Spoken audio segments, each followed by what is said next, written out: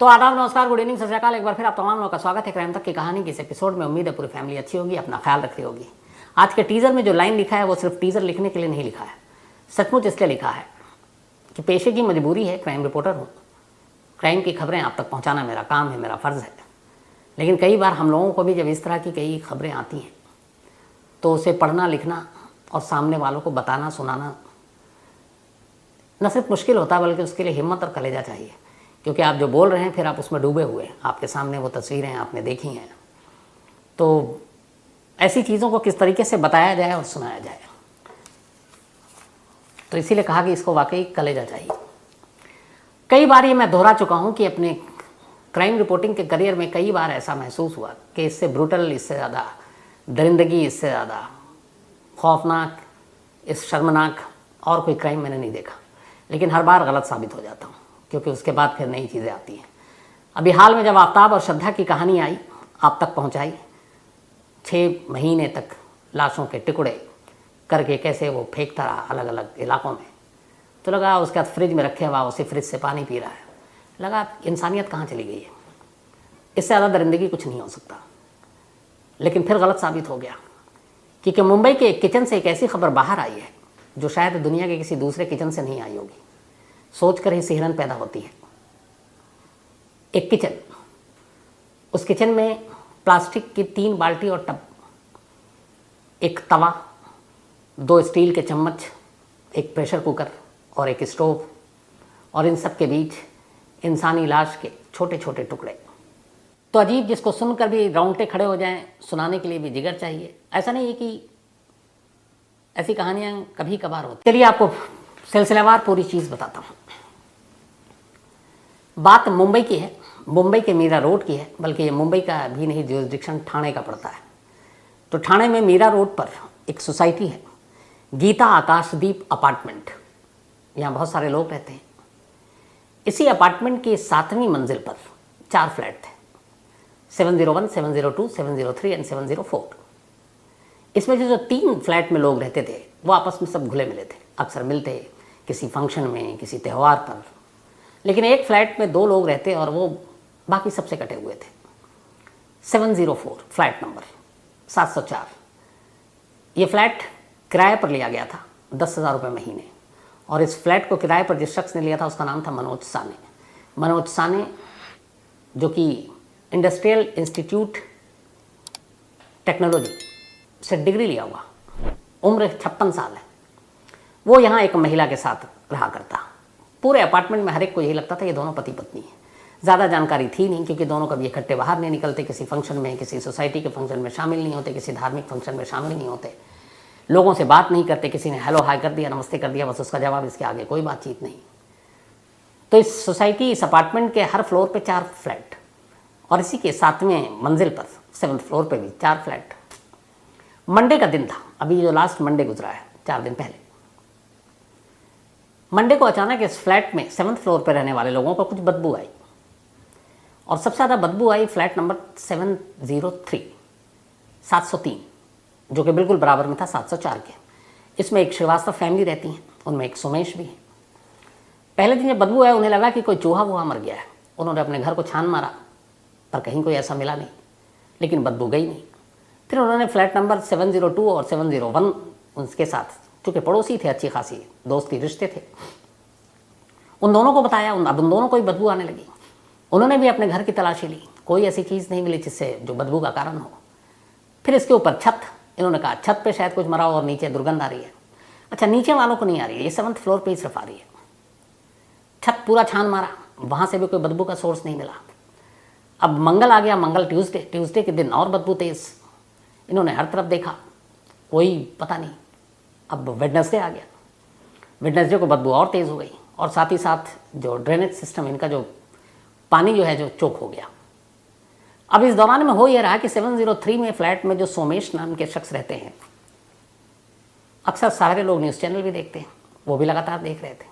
उनके दिमाग में दिल्ली की आफ्ताब और श्रद्धा की भी कहानी थी। जब बदबू आई तो पहले ही दिन मंडे को उसके दिमाग में आया कि ये बदबू आ रही, कहीं ऐसा तो नहीं किसी ने किसी को मार के फेंक दिया और यहीं पे और लाश की बदबू। उसने अपनी माँ से बोला ये बात। माँ ने कहा कि तेरे दिमाग में बस यही सब चढ़ा रहता है, ज़्यादा न्यूज़ चैनल और ये सब देखता है। तो माँ ने कहा कि ये सब बकवास है, कोई जानवर मर गया होगा, उसकी बदबू आ रही होगी, कोई और वजह होगी।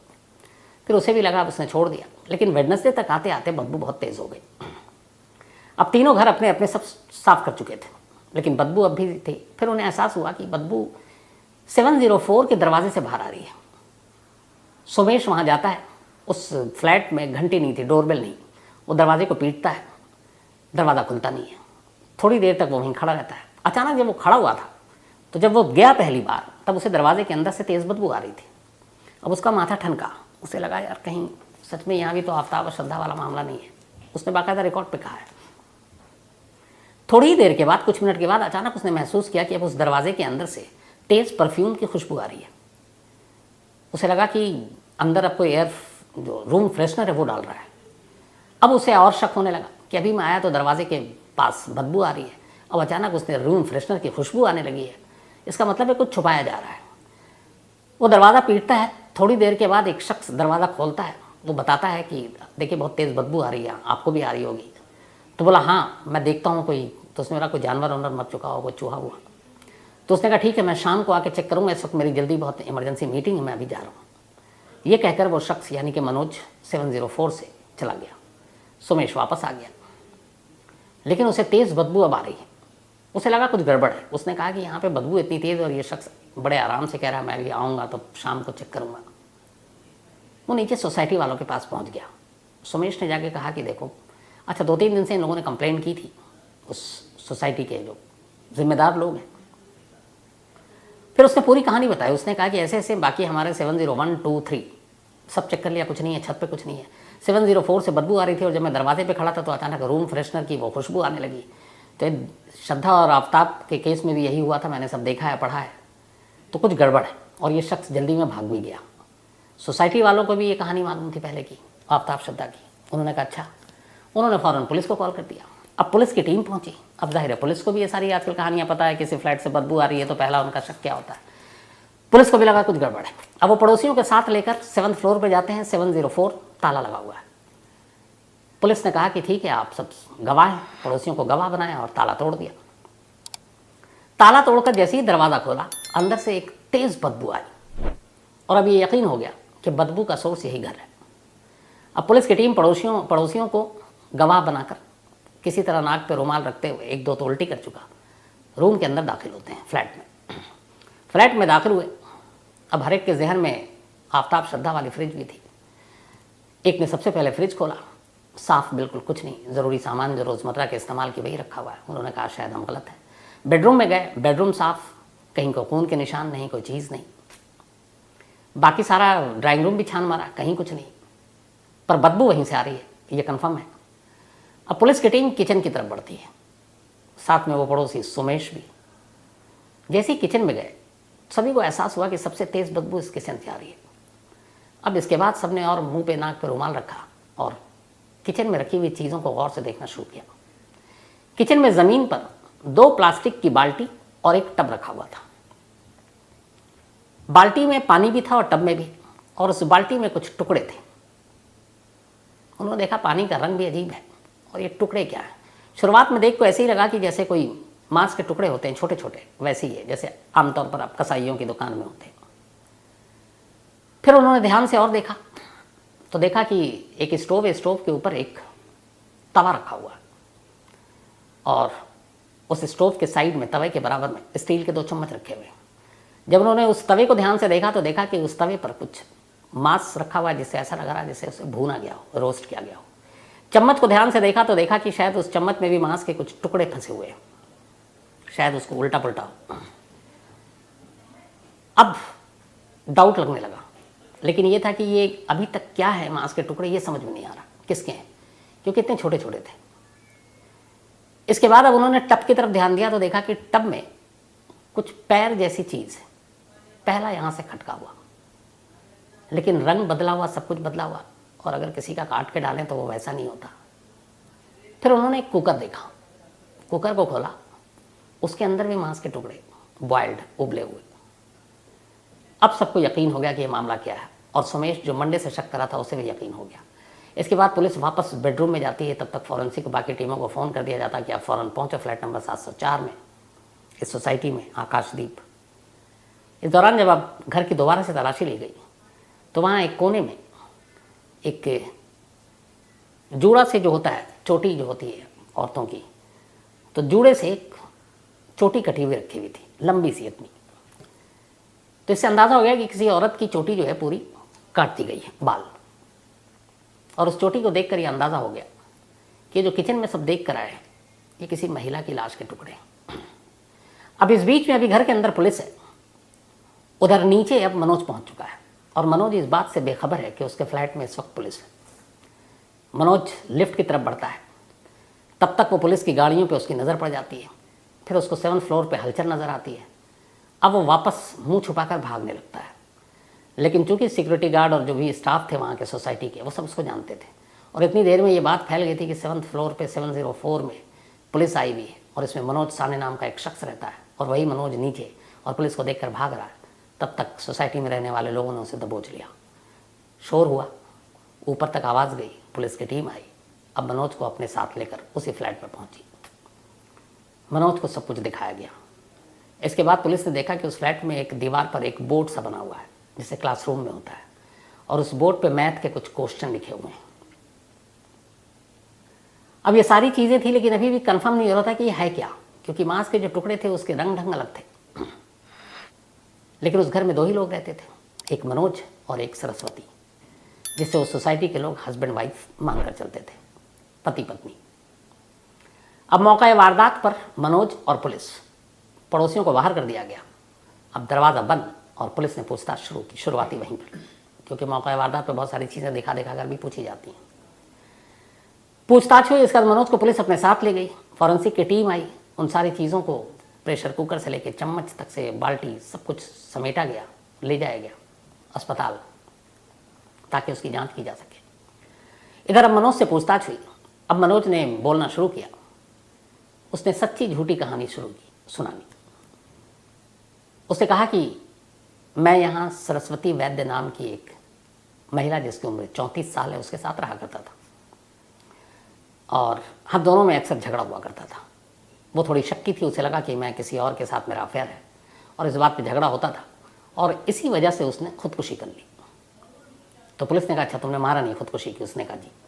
तो उसने कहा अगर उसने खुदकुशी की तो फिर तुमने लाश के इतने टुकड़े क्यों किए, या किसने किए? उसने कहा ये मैं नहीं किए। तो उसने बोला क्यों किया, जब तुम्हारा इस मौत से कोई उसमें रोल नहीं है?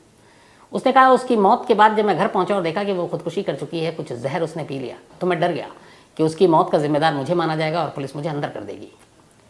अब मेरे सामने दिक्कत ये थी कि मैं लाश को ठिकाने कहाँ लगाऊं। आफ्ताब श्रद्धा की कहानी लेकिन मैं जानता था। 7th फ्लोर पे रहता था, 7th फ्लोर के लिफ्ट से एक लाश को नीचे ले जाना जोखिम भरा था, तो मैं वो कर नहीं सकता था। तो फिर आफ्ताब की कहानी याद आई और मैंने तय किया कि मैं लाश के टुकड़े करूँगा। इसी के बाद वुड कटर और बाकी चीज़ें मार्केट से लेकर आया, और जो जो सामान मिले उसमें नीलगिरी तेल की 5 छोटी बोतल थी, एक टाइल कटर था, एक हथौड़ा था, 200 वॉल्ट का एक वुड कटर था। ये सारी चीज़ें लेकर आया वो। प्लास्टिक की बाल्टी लाया, टब लाया। उसने कहा कि अब लाश के टुकड़ों को क्या करें, तो उसने उनको काटना शुरू किया। उसने कहा कि काटने के बाद फिर लगा कि इससे बदबू आएगी, तो मैंने उसको थोड़ा थोड़ा करके किश्तों में प्रेशर कुकर में उबालना शुरू किया। जो उबलता जाता फिर मैं उसको तवे पर उसको रोस्ट करता ताकि बिल्कुल ही स्मेल ख़त्म हो जाए, और बाकी जो उबले हुए पार्ट्स थे उनको मैं बाल्टी और टब में रखता जाता। फिर उसने कहा कि कुछ टुकड़े जो उबले हुए रोस्ट थे वो प्लास्टिक की थैली में लेकर वो कई बार बाहर निकला, और बाहर उसने स्ट्रीट डॉग के आगे फेंक दिए। तो कत्ल नहीं किया पर टुकड़े मैंने किए। ये उसकी कहानी थी। अब पुलिस को उसकी कहानी पर यकीन नहीं हो रहा था। पुलिस ने उससे लंबी पूछताछ की, फिर कोर्ट में ले गए, उसकी कस्टडी मांगी। 16 जून तक के लिए उसे पुलिस हिरासत में दे दिया गया। इसके बाद फिर से उससे नए सिरे से पूछताछ हुई। अब जब पूछताछ हुई तो धीरे धीरे अब मनोज झूठ से थोड़ा थोड़ा सच बोलना शुरू कर चुका है। अब वो कुछ और कहानी सुना रहा है, और उसकी पूरी कहानी कुछ यूँ है। मनोज साने अहमदनगर का रहने वाला। इसने इंडस्ट्रियल इंस्टीट्यूट टेक्नोलॉजी से IIT पढ़ाई की। माली हालत फैमिली की ठीक थी, लेकिन 10-15 साल पहले माँ और बाप दोनों की मौत हो गई। बोरीवली में इसका अपना फ्लैट था। इस फ्लैट में रहा करता था वो, और फिर उसी बोरीवली में एक राशन की दुकान में इसने नौकरी शुरू कर दी। फिर धीरे धीरे वक्त बीता। इसने कहा कि उसका एक बार एक्सीडेंट हो गया, वो हॉस्पिटल गया, एडमिट हो गया, वहाँ उसे ब्लड चढ़ाया गया।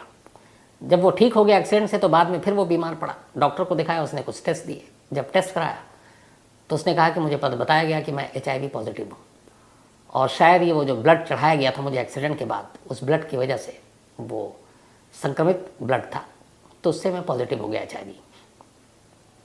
तो अब वो दवा खाता था, राशन की दुकान में 5,000 की नौकरी करता था, पढ़ा लिखा ठीक ठाक, अपना फ्लैट था। फिर उसने अपने फ्लैट को 35,000 रुपये किराए पर चढ़ा दिया और वहाँ से मीरा रोड पहुँच गया। और मीरा रोड में इस गीता आकाशदीप अपार्टमेंट के जी विंग में उसने एक 2 कमरे का सेट किराए पर लिया 10,000 रुपये महीने पर, और अब वहीं रहने लगा।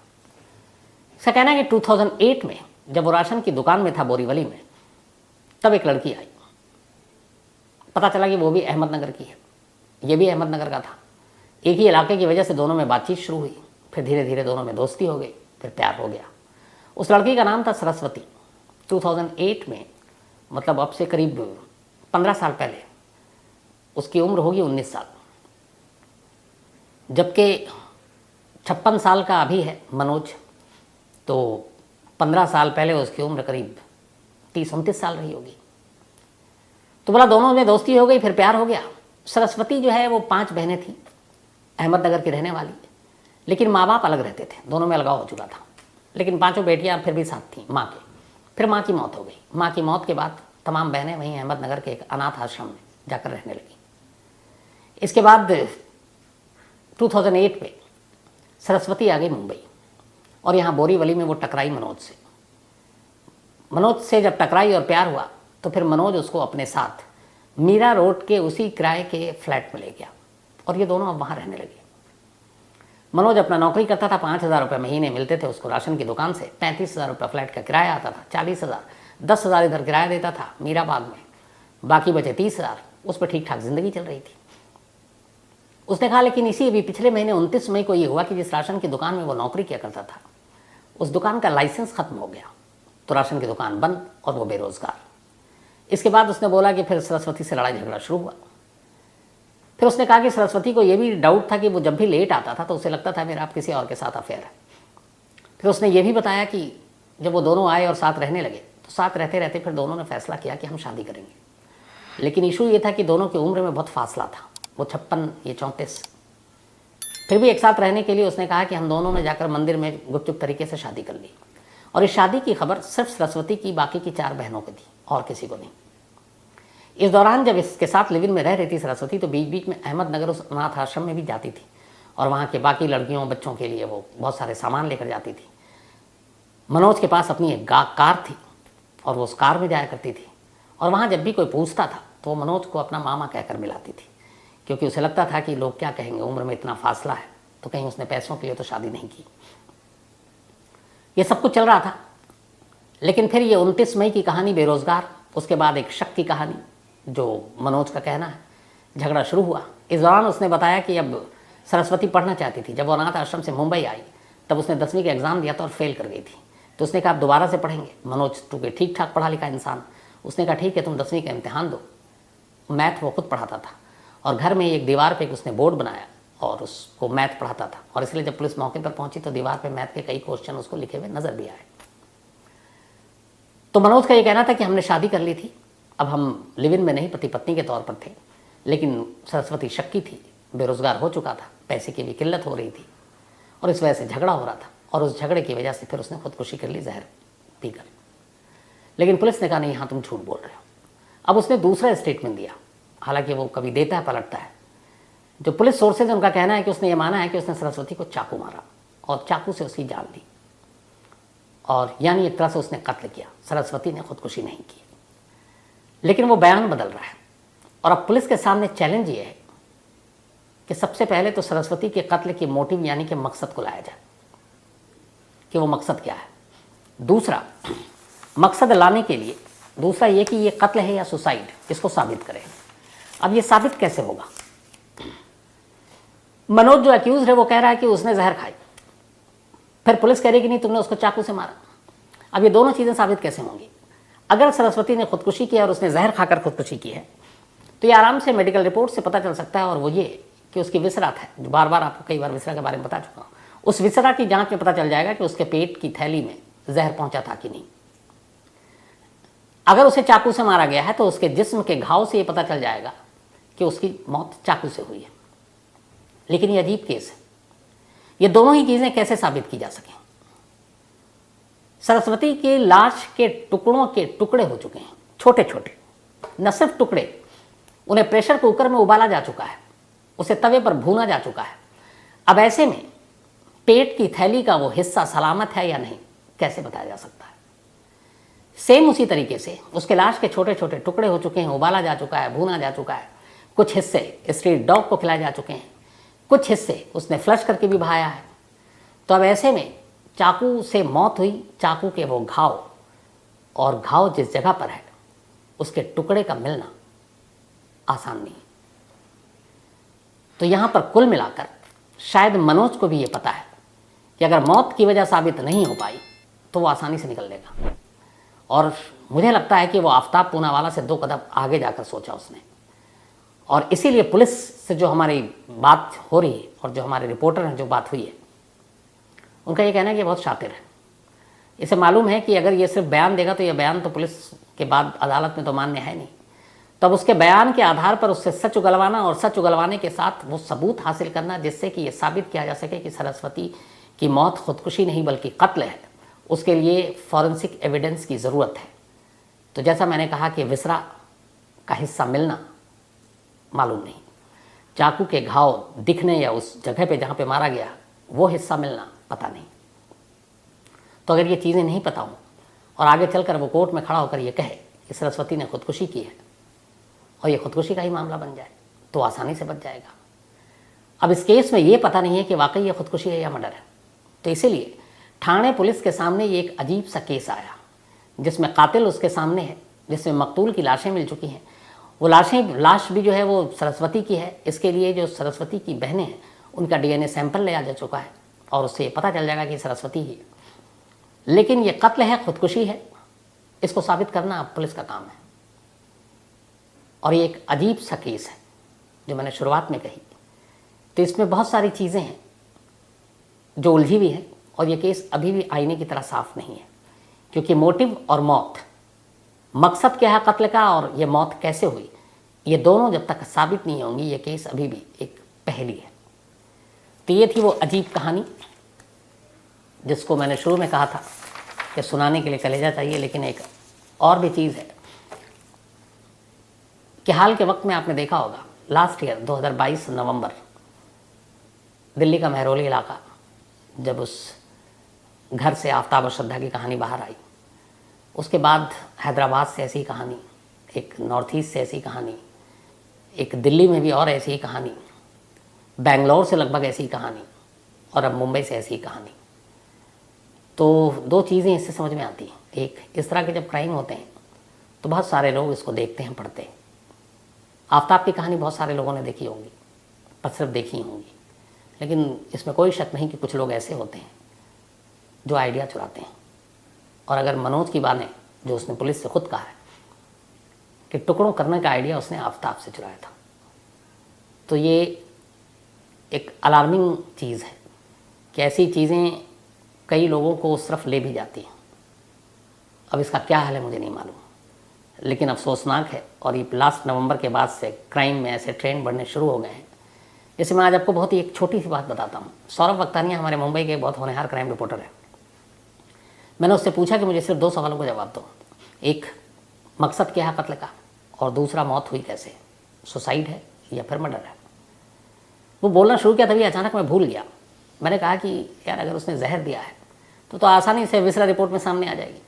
तो उतनी देर में सौरभ हंसा, बोला सर विसरा रिपोर्ट आ जाएगी, विसरा मिले तो तब मुझे ख्याल आया। फिर मैंने कहा अच्छा कोई बात नहीं, ये बताओ क्या उसकी एक चीज़ थी। हाँ, उसने कहा कि चाकू से मारा है, उसने एक्सेप्ट किया है। तो मैंने कहा ये भी बड़ा आसान है, चाकू से उसने मारा तो इंजरी मार्क होगी तो पता ही चल जाएगा यार। तो बोला, फिर हंसा, इस बार फिर हंसा, बोला सर आप फिर भूल गए, लाश नहीं मिली है, उबले और भुने हुए टुकड़े मिले। तब मैंने उससे कहा कि सॉरी, मैंने अपनी पूरी ज़िंदगी में जो क्राइम रिपोर्टिंग की है तो हमारे ध्यान में जब भी ऐसा कोई सीन आता है या ऐसा कोई केस आता तो हम यही कहते हैं कि अच्छा यार लाश में इंजरी मार्क है कि नहीं है, जहर दिया है तो विसरा रिपोर्ट्स की आ जाएगी, जांच से पता चल जाएगा। चाकू या गोली मारी है तो लाश देख कर ही अंदाज़ा हो जाएगा कि इंजरी मार्क कहाँ पर है। और मैं भूल गया कि यहाँ तो लाश के वो टुकड़े हैं जो उबले हुए हैं, भुने हुए हैं, उसमें कहाँ चाकू के घाव और कहाँ विसरा को आप ढूंढेंगे। तो ये एक नया चलन क्राइम की दुनिया में शुरू हुआ है, लेकिन इस चलन से ज़्यादा खतरनाक है कि इंसान कहाँ तक जाकर सोच सकता है, मतलब सोच कर भी रोंगटे खड़े होते हैं। खैर, इसमें जो भी अपडेट होगा और मोटिव और कत्ल का तरीका क्या था, यह खुदकुशी थी, जो भी इसमें चीज़ें होंगी, इस स्टोरी पे हमारी पूरी और मुंबई ब्यूरो की भी नज़र है। सौरभ लगातार इस पे लगा हुआ है, तो मैं आपको ज़रूर अपडेट देता रहूँगा। फिलहाल आज इतना ही, लेकिन ख़त्म करूँ उससे पहले, आज नीति शाह, इनका जन्मदिन है, तो हैप्पी बर्थडे नीति। और ये सावन शाह ने भेजा है। सादी मोहम्मद मतीन, इनका भी आज बर्थडे है, हैप्पी बर्थडे मतीन। और रुखसार ने भेजा है। इसके अलावा अनिरुद्ध, इनका भी आज जन्मदिन है, हैप्पी बर्थडे अनिरुद्ध।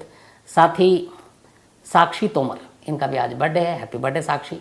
इसके अलावा ऋषु एंड सौरभ, इन दोनों की एनिवर्सरी, आप दोनों को बहुत बहुत बधाई ऋषि और सौरभ। सुधीर कुमार ने भेजा है। प्रियंका और करिश्मा, इनकी भी एनिवर्सरी, आप दोनों को बहुत बहुत बधाई। दीपांशु शर्मा, इनका कहना है कि इसी सब क्राइम को लेकर कि हमारे देश में जिस तरह के क्राइम है, अगर लॉ एंड ऑर्डर अच्छा हो तो कितनी अच्छी बात है, अदालतें ठीक हों। बिल्कुल मैं आपसे सहमत हूँ दीपांशु जी।